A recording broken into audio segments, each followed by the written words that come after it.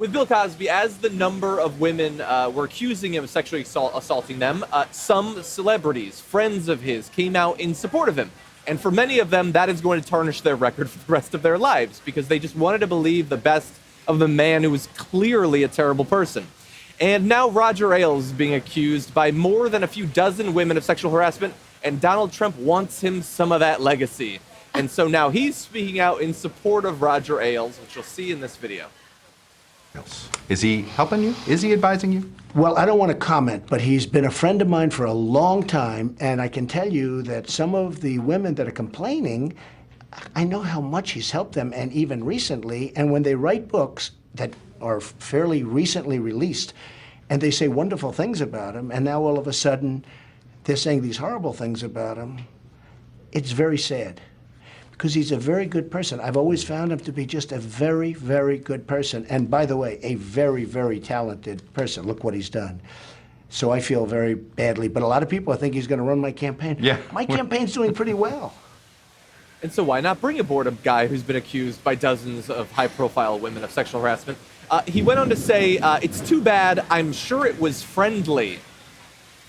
And so this is the most shallow, cliched defense of sexual harassment that we've probably ever heard. So it was friendly. I'm sure he wanted to have sex with them. I'm sure he was feeling really friendly while he was sexually harassing them, that he did things for them, that they didn't accuse him in these books of sexual harassment. Well, yes, typically the people who eventually go on to accuse someone of sexual harassment have a period beforehand where they're not accusing them of sexual harassment. That doesn't mean that it didn't happen. He's approaching this like a moron, as perhaps we shouldn't be that surprised. But it's now above 25 women who have accused him of severe sexual harassment, and Donald Trump, a man who's running for president, feels the need to completely unnecessarily stand in support of this man. Although I do have a theory about why he's doing it, which we'll get to after your comment. Well, the thing that actually drove me crazy about what Trump said there was Ailes has done so much for them, right? Like, how dare you mention these, instances where he sexually harassed you? You should be thankful for all that he's done for you. Someone like Megyn Kelly, who has a very successful career at Fox News, had no reason to come forward and make up sexual harassment claims. She came forward and gave very detailed accounts of what she went through, and then dozens of other women came forward and gave detailed accounts of what they went through. And again, a lot of times when we cover instances of sexual assault or rape or sexual harassment, oftentimes, people get angry at women for not coming forward immediately. As soon as it happens, why didn't you tell someone? Why did they wait years or decades in some instances to come forward and talk about what they went through? Well, this is exactly why. It's because they come forward as victims, and the first thing that happens is people, put them down, talk about how they should have been grateful for all the great things that these men have done for them. It's the most frustrating thing in the world. And to your point about what this could do to Donald Trump in terms of tarnishing his reputation, I'm already at this point where I don't think anything can tarnish his reputation. He could do anything and people will still support him. He can support someone who has sexually harassed his employees. He can go ahead and talk about, shooting someone on the street and his supporters won't care about that. He could talk about punching people in the face. He could make fun of someone with a disability. Nothing. He's above all of it, and it's the most frustrating thing imaginable. And the thing about the sexual harassment of Roger Ailes is it's so hard to imagine him doing that. So that goes to the core of what's going on here and what the real problem is. Because Donald Trump basically is saying, it's all okay. And what he's doing is he's furthering the culture that allows that sexual harassment. And another former Fox News anchor came out today and accused, and she violated her settlement, which is non-disclosure. And so she can get sued by Fox News, but she was willing to risk that, saying Brian Wilson, another executive at Fox News, did the same thing to me, saying you got to sleep with me in order to get ahead, right? Yeah. And so apparently this is something that is pervasive in the building. It's not just Roger Ailes. And now his friends like Donald Trump are like, what's the big deal? Yeah. But Donald, that's exactly what the problem is. When all of you guys who are in charge think, I get to, tell women they sleep with me, otherwise they're fired. What's the big deal? We're just being friendly. First of all, that doesn't sound that friendly to me, right? And so what is amazing is that we now live in a world where a guy like that is leading in the presidential race. Yeah. It's a gaffe like that. It's not even a gaffe. He means it. A comment like that in the past would have sunk almost any candidate. Oh my God, you're supporting a guy that 25 women have accused of sexual harassment. And you're like, yeah, attaboy, just being friendly. It's not even that would really have being killed any covered. other candidate. But now the country is so angry that a certain percentage of the country, a very high one because he's leading, goes, I think it might even go farther than that. So, like you, I've got the answer for this. So, every time there's examples of how our culture has become PC over the past few decades, he has to come out and say, I have the right position for you on this.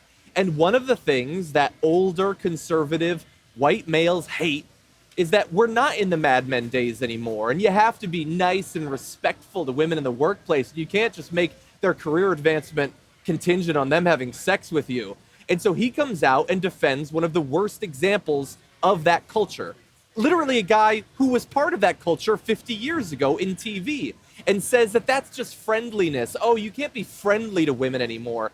And there's every chance in the world that for a lot of men who see that, who are already a little bit pissed off about social justice warriors and stuff like that, they may actually like that he's defending the last remnants of that culture. Absolutely. When men were on top, when women were subservient, even in the workplace, even as they moved in the workplace, they still had to play by men's rules. And it's interesting because that group of people, for some reason, are unable to put themselves in the shoes of their own female family members or their own children and what they might have to experience if their, ridiculous anti-woman ideology continues. They can't even put themselves in their own shoes in the future. Right. Those women, right, who are, I don't understand, like, you didn't think that this was going to come back on you? You know what I mean? That's the whole thing. People are saying that. I kind of agree with that, too. It's like, wow, you're lying with dogs. You're going to get fleas. Didn't you know these guys were like that? And what are you doing? You're propping up their horribleness anyway. But again, you're right. It would have. Anna, let me ask you, what are women thinking who, I was at the RNC, a lot of women there. Right. What are they thinking, you think? Well, it's interesting because, it's an argument that I've made since we were working at Current where, I'm quoted in this meme as saying, if you're a woman and you vote for Republicans, you're a moron. And part of the reason why I say that is not only because reproductive rights should concern you as a woman, but, when it comes to the economy and things like equal pay, there's certain legislation that's been voted down time and time again by Republicans that would protect women from domestic violence. How can you vote against a bill that protects women from domestic violence? I don't understand it. You don't understand? And so I do not understand how a woman can be in favor of Republicans or the current platform that they have in place now. It goes against them. You know why? Because we all get brainwashed. And so let me ask you the question. How could a woman sitting in a burqa be in favor of burqas? But a lot of women are. Right. And some of them, of course, are lying because they're afraid of the men in their lives who might take vengeance on them, etc. But a lot of them are not lying because they got brainwashed into thinking the burqa protects you. The burqa is the moral thing to do, is the right thing to do. And it literally does protect you in a lot of those places. And those are right-wingers in those countries. And right-wingers in this country want to hold on to what? Culture, heritage, tradition. Just like right-wing Muslims want to hold on to the burqa and the hijab and all those things. And they think, no, this is for my own good. This is for my own benefit. Because they got brainwashed into that their whole lives. They're not going to get a lot of young women, but they are going to get older women. And look, the reason Trump is leading right now, and when all those people who track this stuff can't believe it, because the Democrats have such an overwhelming demographic advantage, how could Trump be leading? Because there's enough black voters, Latino voters, gay voters, and the list goes on of all the voters, women voters, that Trump almost no Republican should have any chance of beating a Democrat in a national election. It's because what Trump has done is expanded the angry white male vote so large that it is now overwhelming all of the other demographics. And that was previously thought undoable. But he's doing it, and he's doing it by going over the top. Yes. That's why you got that giant fear-mongering convention last week, and that's why this week he goes, Roger Ailes. Well, you remember when we used to sexually harass the women and get away with it? Attaboy. And there's a lot of white males who go, I mean, look. Attaboy. Yeah. And I'm, by the way, I'm not blaming whites for this. If you go to younger people, we almost all universally agree, 80% white, black, it doesn't matter. I'm just talking about, the culture that used to be prevalent in America and the demographics behind it. And this goes back. It's the same kind of attitude he had with the Breitbart reporter, right? Oh, what is she gonna bruise? I didn't see a bruise. It's just like you dismiss what women say. Who cares? It's not that important. He grabbed her. I mean, it's the same stuff. It's like, who cares? It's a woman we're doing it to. I think you have to put everything into context. And when you put, his alleged marital rape into context, when you put the fact that he talked about Megyn Kelly bleeding from her, where, into context, and you think about all the various occasions where he has said disparaging things about women, belittling things about women, violent things about women, I don't think that it's that much of a surprise that he would be supportive of Roger Ailes and back him when he's been accused by dozens of women of sexual harassment. What I love about it is the timing of it, that it's less than 3 days after Ivanka Trump stood on that podium and said, all the things that you believe about my husband, ooh, that's what he hopes, my father and women are wrong. He puts women's interests first when it comes specifically to business. He promotes them, he pays them. No, he thinks sexual harassment is perfectly fine. He's willing to make their advancement contingent on it. We also find out, by the way, in the wake of that speech, that women on Trump's campaign get paid 30% less than men. And so I feel bad for Ivanka coming out of all of this. Clearly a liberal woman who's being forced to stand up for one of the most anti-woman conservative Republicans in a long time.